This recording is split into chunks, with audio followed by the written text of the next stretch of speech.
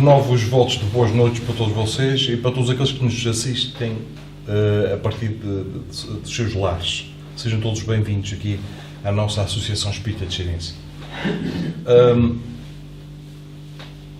A Marta dizia que não basta saber, é preciso pôr em prática.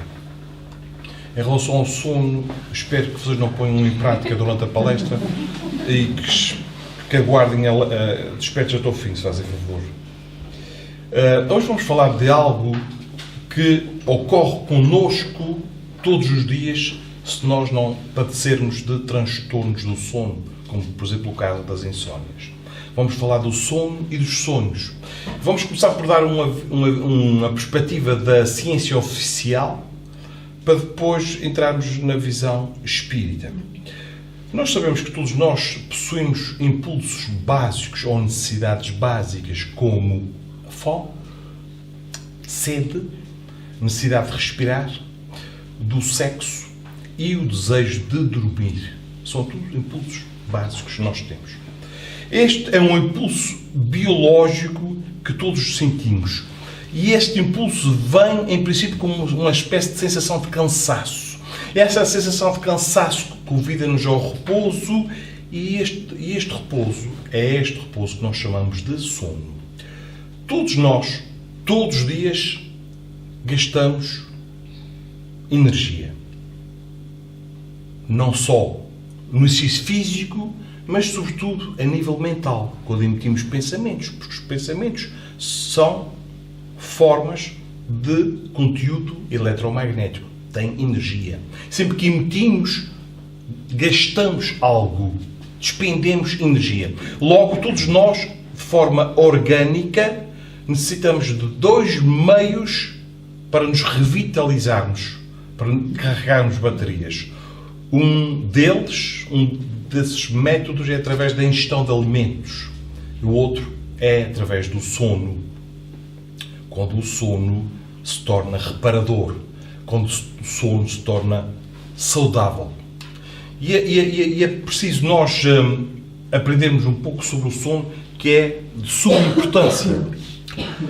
Então, através da ciência oficial e num livro com o título Porque Dormimos, do autor Matthew Walker, ele afirma que há hoje um grande desinteresse da sociedade em relação ao sono por causa do fracasso histórico da ciência em explicar a necessidade que nós temos de dormir. Isto chegou a um ponto em que nós, raras vezes, se calhar, pensamos na importância do sono. Vocês sabem que nós passamos cerca de 1/3 do nosso dia a dormir. Se nós tivermos 60 anos de idade, nós passamos cerca de 20 anos a dormir. É algo extremamente importante. Este autor afirma também que mentalidades rigorosas, como o caso do educador romano Quintiliano, como Sigmund Freud, e como também o prémio Nobel Francis Crick, ligado à biologia, que descobriu a estrutura da molécula DNA, nenhum desses, eles tentaram em vão decifrar o código enigmático do sono, mas não chegaram lá. E ele afirma que dormir é o mais estúpido dos fenómenos biológicos. Porquê? Mentalidade materialista. Ele diz que durante o sono não é possível obter alimento. Durante o sono não é possível socializar. É a visão materialista. Durante o sono não conseguimos proteger a nossa família. Durante o sono o indivíduo fica vulnerável aos predadores. Segundo a Organização Mundial de Saúde e a Fundação Nacional de Sono dos Estados Unidos, eles estipulam em média que nós deveríamos dormir, repousar cerca de 8 horas diárias. Só que grande parte da humanidade não cumpre com estes horários. E isto, meus amigos, acarreta consequências. Será que todos vocês quando acordam, com frequência, se sentem revigorados, se sentem bem dispostos ou se sentem angustiados e cansados? Não é para responder. Vai? Mas acontece as duas vezes. Acontece as duas coisas. Mas muitas vezes acordamos cansados, não sabemos porquê. Acordamos angustiados, não sabemos porquê. E por vezes acordamos até bem dispostos e energéticos. Mas temos que ter cada vez mais cuidado com este tipo de alimento que nós temos. Quais são as consequências se dormimos pouco ou mal? Uma delas vai haver uma fragilidade no nosso sistema imunológico, menos defesas. Outra delas que o dormir mal vai gerar um acúmulo de uma proteína chamada beta-amiloide que vai provocar, digamos, vai causar, vai facilitar o mal de Alzheimer. Outra, altera os níveis de açúcar no sangue. Existem muitos pré-diabéticos que o são por causa de transtornos do sono. Há a probabilidade também de bloqueios nas artérias, provocando doenças coronárias cardiovasculares. Há também mais tendência para a depressão, para acidentes rodoviários, porque acordamos mais desatentos, mais cansados, para a ansiedade e para tendências suicidas. Já começamos a ver a importância do sono. Quantas pessoas tentam fazer dietas e não conseguem ou têm muita dificuldade? Porquê? Porque existe aqui uma disfunção hormonal. Aquela hormona que comunica com o cérebro e que diz assim: pronto, estás satisfeito, não precisas comer mais, essa hormona quase que é anulada. E é liberada uma outra que diz que estás constantemente com um apetite. Quantas e quantas vezes no outro dia, quando dormimos mal, há sempre a tendência de estar a pescar qualquer coisinha. Por isso as pessoas que tentam fazer dieta nessas alturas têm grandes dificuldades mesmo em seguir em frente. Em todas as criaturas existentes aqui neste mundo de provas e expiações, o ser humano é o único que se priva voluntariamente do sono. Ou deitamos mais tarde, ou está a dar um bom filme, ou começamos, ou continuamos e gostamos de uma amena cavaqueira e conversamos para dentro. Somos o único animal que se priva voluntariamente do sono. Os outros, os instintivos, seguem o seu instinto, dormem e acordam revigorados. Agora existem já alguns países nos quais o sono começou a diminuir, como é o caso dos Estados Unidos, do Reino Unido, da Coreia do Sul e alguns países da Europa Ocidental. E nesses países está-se a notar, amigos, que quer as doenças cardiovasculares, quer os transtornos mentais estão a aumentar. E há aqui um padrão comum. Em todos os países há uma grande evolução a nível tecnológico. A psicologia, há muito tempo para cá, porque ainda desprovida do conhecimento do campo espiritual, se vê ainda impotente para explicar a mente. Por seu lado, a doutrina espírita já começa a aprofundar mais essa questão. A doutrina espírita explica que, enquanto encarnados, somos 3 em 1. Essencialmente espíritos, limitados por um corpo espiritual que é o perispírito, e este nosso corpo que nós vemos que é, digamos, a fotocópia do perispírito. Quando a ciência oficial juntar o conhecimento que já tem esta realidade espiritual, nós todos vamos assistir a grandes revoluções nas mais variadas áreas da sociedade. Económica, ou política, ou social e por aí fora. Este tema do sono e dos sonhos é retirado do Evangelho segundo o Espiritismo, da segunda parte do capítulo 8, que vai das questões 400 a 411. E eu vou-vos ler, assim, por alto, apenas duas. A questão 401, Kardec pergunta aos espíritos: durante o sono, a alma repousa como o corpo? E eles respondem, não, o espírito jamais está inativo. Durante o sono, afrouxam-se os laços que o prendem ao corpo e, não precisando este, então, da sua presença, ele se lança pelo espaço e entra em relação mais direta com os outros espíritos. E agora podemos perguntar, e o que é que nós fazemos, então, durante o sono, quando nos desdobramos? Para onde vamos? Que conversas temos?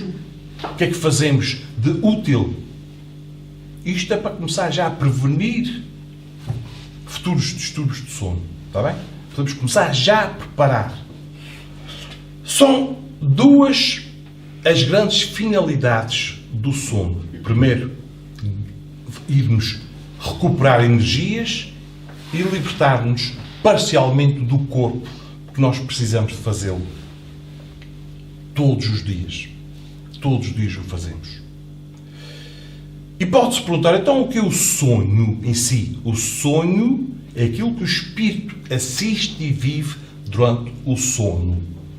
E vamos entrar em mais pormenores. Todos nós somos atraídos, durante o sono, para zonas, para junto de companhias nas quais sintonizamos. Quer através de ações, de pensamentos, de estímulos e de impulsos.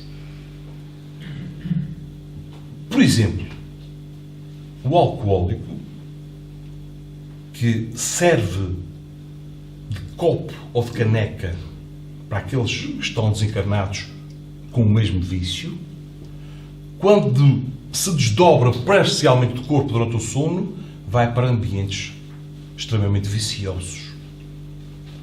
O sensual terá experiências eróticas de todo o tipo. Quer o aspecto do álcool, quer o aspecto do erotismo, são causas que podem gerar profundas obsessões. O avarento irá tratar de negócios, a mulher ou o marido queixoso irá encontrar conselhos para depois jogar na cara do cônjuge quando acordar. Nós que aqui vimos e que os nossos familiares não concordam ou não respeitam isso, e que muitas vezes antes de virmos para aqui, antes de sairmos de casa, já nos disseram qualquer coisa para nos picar, para nos desmotivar. Muitas vezes durante o sono vão buscar conselhos para, de certa forma, arranjar um estratagema para nos dizerem durante o dia, antes de virmos cá, para nos desmotivar e não virmos. Portanto, isto também acontece. Os amigos encontram-se muitas vezes para conversas edificantes. Amigos que estão com outra vontade de fazer algo mais. Aprendizes farão estudos. Os inimigos irão se perseguir, irão discutir, irão lutar e por isso muitas vezes acordarmos cansados. Agora, uma especial atenção para este sentimento que é o sentimento de culpa. Muitas vezes durante o sono, quando nos desdobramos, pelo sentimento de culpa nós temos tendência para irmos à procura daqueles que magoamos. E muitas vezes eles teimam ou não querem nos perdoar. E, em vez disso, eles passam-nos a perseguir e a obsediar. Não é? Pelos sonhos, nós temos uma influência espiritual sobre nós muito maior daquela que nós julgamos. Pelos sonhos. E através do sono, por outro lado, se o sono é saudável, dá-se um fenómeno chamado de neuroplasticidade. E o sono é que já começamos a ver uma das funções. Uma delas é evitar todos aqueles problemas de saúde que falei há pouco. E agora, algo bom é o processo da neuroplasticidade. Ou seja, tudo aquilo que eu capto, que eu aprendo, que eu experiencio durante a minha vigília, dá-se a consolidação de todo este conhecimento que vai ser guardado num campo chamado memória, onde eu vou reter os meus conhecimentos. Agora, para quem tem dificuldade em dormir, e há cada vez mais transtornos de sono, esses devem procurar ajuda médica em primeiro lugar. É toda a importância. Aqui no nosso hospital temos o departamento de estudo de sono, portanto que devemos procurar estes aspectos. Agora, além disso, além desta ajuda médica, nós podemos também utilizar em nós aquilo que nós podemos chamar de indução do sono. Podemos induzir em nós o sono. Ou seja, quando estivermos em casa à noite, começar a reduzir a luminosidade da casa. Desligar o televisor. Desligar ou pôr em silêncio o telemóvel. Começarmos aos poucos. Se bebemos café ou álcool, passarmos a beber o último café mais cedo. Bebidas alcoólicas mais cedo. Porque são bebidas excitantes. Não praticar exercício físico à noite por causa do aspecto da adrenalina, que se vai sobrepor a outra que precisa de pouca luz para ser estimulada pela glândula pineal. E falo da melatonina. Quanto mais escuro for o ambiente, melhor segregamos esta hormona indutora do sono. Nós podemos fazer isso tudo. Mas isto são tudo gestos que nós podemos praticar. Mas o mais importante é o da casa mental. Porque, segundo Martins Peralva, no livro Estudando a Mediunidade, ele divide os sonhos em 3 grandes grupos. Sonhos comuns, sonhos reflexivos e sonhos espíritas. E os sonhos comuns são, como o próprio nome indica, os mais comuns. São aqueles para os quais nós levamos as preocupações do nosso dia-a-dia, as nossas ideias fixas, os nossos vícios. O sono reparador, geralmente se dá entre as 2 e as 4 horas da manhã. Se nós nos deitamos depois disso, já alteramos este ritmo. Mas os sonhos mais comuns são esses, nos quais nós levamos as nossas preocupações. Agora, se queremos sonhos um pouco mais profundos, onde podemos aprender algo mais, passamos para outro patamar dos sonhos chamados sonhos reflexivos, onde aí vamos nos encontrar com companhias, com as nossas sintonias e esperamos que essas sejam as boas companhias. Mas para tal, requer de nós que nós tenhamos uma boa vibração durante o dia. Porque é durante o dia que nós vamos preparar a noite. E os sonhos espíritas? Os sonhos espíritas são aqueles sonhos nos quais nós sentimos, nós vemos e nós temos a certeza que tivemos com alguém, um familiar ou um amigo de longa data. E nos quais acordamos e temos quase memória completa daquilo que nós vimos e daquilo que nós ouvimos. Existem relatos de sonhos datados de 3.000 anos antes de Cristo, em rochas.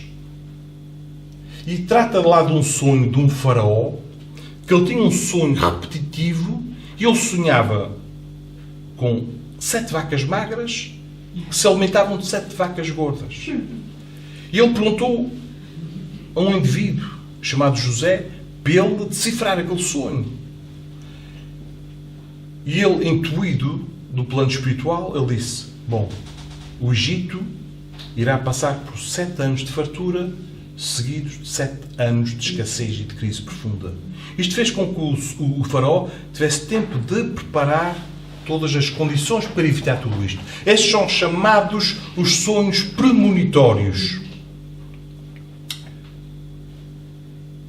Paul McCartney, outro tipo de sonho. Quando os Beatles estavam-se quase a desestruturar e ele parecia ser o elemento do grupo mais preocupado com aquilo, a determinada noite, já fazia 10 anos que a sua mãe tinha falecido, sua mãe chamava-se Mary, ele sonha com a sua mãe e ele disse mesmo no outro dia, quando acordou, que sentiu mesmo a presença dela e sabia que tinha falado com ela, e a mãe começou a dar conselhos. Ela dizia que sentia-se bem e começou a dizer a ele: quando isto acontecer, determinado problema, deixa estar. E ela dizia: let it be. E foi conversando e depois dizia: let it be. No outro dia de manhã, ele tinha a música e a letra toda na sua cabeça. E foi um sucesso essa música. Let it be, deixa estar. Bom, Em relação aos sonhos premonitórios, em relação aos significados de sonhos, aqui temos que ter muito cuidado em não associar uma coisa que nós vimos com algo que vai acontecer. Isto existe muito no meio supersticioso. Isto não é válido. Temos que ter cuidado com isto. Qual é o significado deste sonho que eu tive? Bom, Divaldo Franco afirmou que os sonhos são autênticos momentos de catarse. Porque quando vamos para o lado de lá, levamos as preocupações, levamos as ideias fixas, temos contatos com este ou aquele indivíduo e acordamos bem ou mal dispostos. E se acordamos mal dispostos, o conselho, o sinal é que temos que fazer alguma alteração na nossa própria vida. Porque todos os dias, os sonhos trazem uma lição que é preparar-nos para o regresso a casa. Preparar-nos para o desencarne. Todos os dias temos a oportunidade de nos prepararmos para tal. E o que é que os sonhos nos indicam e nos ensinam? O desapego. Vai desapegando. Aproveita o quanto antes para perdoares alguém. Aproveita o quanto antes para amares mais. Aproveita o quanto antes para fazeres aquilo que tens tentado ou tens tendência para adiar. E o sonho e os sonhos todos os dias dão-nos essa hipótese. Porque um dia vamos regressar a casa. Deus é tão bom, ou soberanamente bom e justo, que todos os dias nos dá, mesmo encarnados, nos dá essa hipótese de nos reencontrarmos com os entes queridos. Todos os dias temos essa oportunidade. E o que é que andamos a fazer? Andamos a aproveitar mal esta ferramenta, preparando-nos mal, a dormir mal. Hoje, quando chegarmos a casa, podemos começar já a induzir o sono, deitar um pouco mais cedo. A melatonina segrega-se com a escuridão. Ora, se eu vou para a cama com o meu smartphone, com aquela luz que emite, que me entra pela retina, que vai até o cérebro, a ordem que o cérebro recebe é desperta, acorda. É o contrário. Se estiver escuras é adormece, repousa, descansa. Porque o teu corpo precisa disso para regularizar os níveis de açúcar no sangue, por causa das artérias, por causa do Alzheimer, e todas as questões, para acordarmos cada vez mais. A espiritualidade, num plano mais inferior, está-se a aproveitar muito das pessoas que dormem mal. Para já induzem a insónia nas pessoas. E nessa insónia, como a pessoa fica mais fraca, mais frágil, é mais fácil de as intuir ao erro, ao acidente. E está nas nossas mãos corrigir esses aspectos.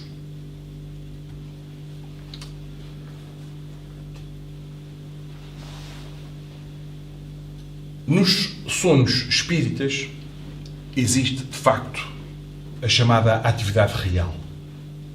É nessa que nós estamos lúcidos. É nessa que nós estamos despertos. Quando nos deitarmos, devemos fazer uma prece ao nosso anjo da guarda, para que, se for possível, nós possamos ir para zonas onde possamos ser úteis. Não é no sentido de ajudar alguém, é úteis no sentido de recebermos formação de benfeitores espirituais. Muita gente tem saudades da mãe ou do pai que partiu, mas pedir ao anjo da guarda, se me for possível, encontrar-me com eles, se for possível, e não forçar coisíssima nenhuma. Pois a paciência é uma virtude. E nós estamos aqui a aprender a paciência. A aprender a paciência. No livro Missionários da Luz, no capítulo 8, chamado No Plano dos Sonhos, os benfeitores espirituais recebiam diariamente, neste caso de noite, um conjunto de cerca de 300 alunos, que já tinham alguma consciência da espiritualidade, que durante o desdobramento eram recebidos por esses mesmos benfeitores para receberem formação.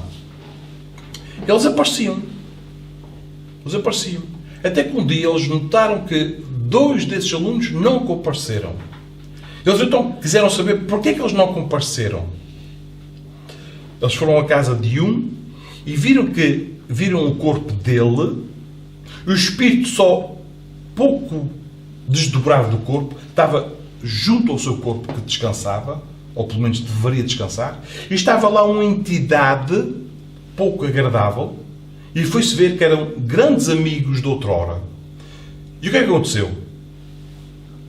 Aquele encarnado, antes de dormir, falou mal daquele amigo à mulher. Disse algo que ele nunca tinha feito. E ele sentiu-se ofendido. E foi para o pé dele, para o leito dele, discutir com ele. Ele não se apercebia, ele estava assim meio, os olhos esgazeados, não se apercebeu, mas acordou mal disposto. Mas por essa razão não foi para aquela aula que ele deveria ter, que ele escolheu ter. E que nós podemos ter, se nós estivermos atentos. Noutro caso, um outro desses alunos estava jungido à cama e ao lado dele tinha 3 mulheres. Esse irmão, naquela noite, emitiu alguns pensamentos eróticos e atraiu aquelas 3 entidades. E aquelas 3 entidades, quase virando-se para os mentores, disseram: ele hoje não sai daqui, que ele hoje é nosso. Entidades perversas que o amarraram à cama por causa do erotismo.